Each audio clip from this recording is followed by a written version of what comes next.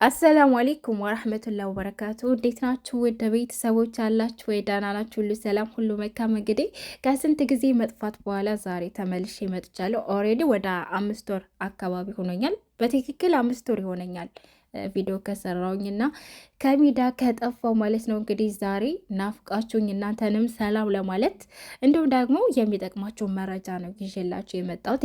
የሚጠቅማችሁ መረጃ ምንድን ነው ካላችሁት እንግዲህ ያው ታውቁታላችሁ ብዬ አስባለሁ ቪዲዮ ስላስገባውኝ።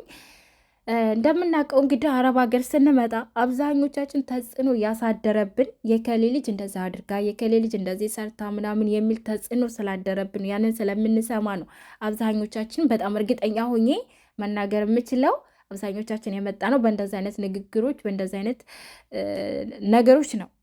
እና ወደ ሀገርም ስንመለስ ደግሞ የከሌ ልጅ ወርቅ አላት፣ ወርቅ ግዙ፣ ወርቅ ግዢ የሚል ቤተሰብም ጓደኛም ምንም አይጠፋም እና ያ ማለት ግን ግዴታ ያንን ነገር ተግባራዊ ማድረግ አለብን ወይም ደግሞ ግዴታ ያንን መሆን አለብን እያልኩኝ አይደለም። ግን አቅማችን ከፈቀደ የሚጠቅመን ከሆነ ያንን ነገር ብናደርገው እንጠቀምበታለን እንጂ አንጎዳበትም። እያልኩ ያለሁት ምንድን ነው፣ ገንዘባችሁን ሰርታችሁ ወይም ደግሞ እየሰራችሁ ባንክ ቤት ከምታስቀምጡና እንደዚህ የሚጠቅም ነው የሆነ ነገር ላይ ደግሞ ብታስቀምጡት፣ ወርቅ ብትገዙ፣ ቤት ብትገዙ፣ እንዲሁም ደግሞ መሬት ብትገዙበት፣ በቃ እንደዚህ ጥሪት የሆኑ ነገሮች ላይ የሚያተርፉ የማያከስራችሁ የሆነ ነገር ላይ ቁም ነገር ላይ ብታውሉት ግን የተሻለ ነው፣ የተመረጠ ነው። ምክንያቱም ገንዘብ አሁን ላይ ምንም ማለት አይደለም። በቃ በመቶ ሺህ የሚቆጠር ልክ እንደ 1-2 ብር ድሮ ማለት ነው፣ እንደ 1-2 ብር እንደ መቆጠር ያክል ነው በመቶ ሺህ የሚቆጠሩ ገንዘቦች ኢትዮጵያ ውስጥ እና ለዛ ገንዘባችሁን ከምታስቀምጡ ይልቅ ወይንም ደግሞ ወደ ሀገራችሁ የምትሄዱ ሰዎች ምናምን ገንዘብ ይዛችሁ ከምትሄዱ ወርቅ ገዝታችሁ ብትሄዱ መልካም ነው ብዬ ስለማስብ ነው። ምክንያቱም ወርቅ ያዛችሁ ማለት ገንዘባችሁ አላችሁ ማለት ነው። ነገ ጧት ቢቸግራችሁ ገንዘብ እጃችሁ ላይ ከሆነ ባንክ ቤት ከሆነ በእርግጠኝነት ሊጠፋባችሁ ይችላል። ወርቃችሁን ግን በጣም ትጠቀሙበት አላችሁ። ምክንያቱም እንደፈለጋችሁ በጣም ካልቸገራችሁ በስተቀር ዝም ብላችሁ አውጥታችሁ ስለማትሸጡት ማለት ነው። ለዛ ወርቅ ግዙ። አሁን ላይ ወርቅ አሪፍ ዋጋ ነው። እንደምታውቁት ረመዳንና ከረመዳን በፊት ወደ 600 ሪያል ምናምን ገብቶ ነበረ ሳኡዲ ላይ ማለት ነው።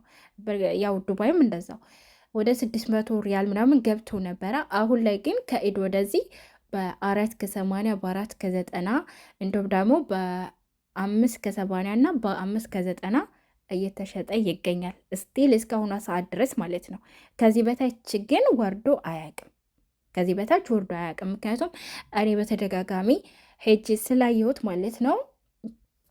ስለዚህ ወርቅ ግዙ። እንግዲህ 1 ግራም ባህሬን አሪፍ የሚባለው ባህሬን ነው። 1 ግራም ባህሬን እንግዲህ በ4 ከ80 እና በ4 ከ90 የሚሸጥበት ወቅት አለ። በ5 ከ80 እና በ5 ከ90 የሚሸጥበት ወቅት አለ። እዚህ ፎቶ ላይ እንደምትመለከቱት የአንገት ሀብል ከነማጫወቻውና 1 ቀለበት ነው። አጠቃላይ ግራሙ ደግሞ 9 ነው። ዋጋው ደግሞ የተገዛው 5700 ሪያል 5700 ሪያል ነው።